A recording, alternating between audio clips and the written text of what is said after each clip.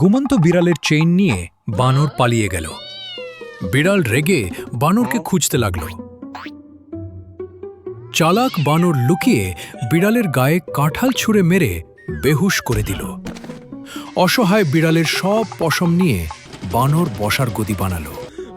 আর এইদিকে বিড়াল বাঘের কাছে গিয়ে কান্না শুরু করল। বাঘ গর্জন করে তেড়ে গেল বানরকে শায়েস্তা করার জন্য। বানর পাথর ছুঁড়ে মারল বাঘের গায়ে, কিন্তু শক্তিশালী বাঘের সেই পাথরে কিছুই হল না।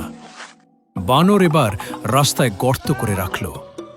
বাঘ গর্তে পড়ে চালাক বানরকে ধরার জন্য বেহুশ হবার অভিনয় করল। যেই না বানর খুশিতে বাঘকে টেনে নিয়ে যাচ্ছিল, অমনি পিছন হতে খপ করে বানরকে ধরে ফেলল। বাঘ এবার বানরের সব পশম কেটে নিয়ে বিড়ালকে দিল। বিড়াল বানরের পশম দিয়ে পোশাক বানিয়ে বাঘকে নিয়ে পার্টি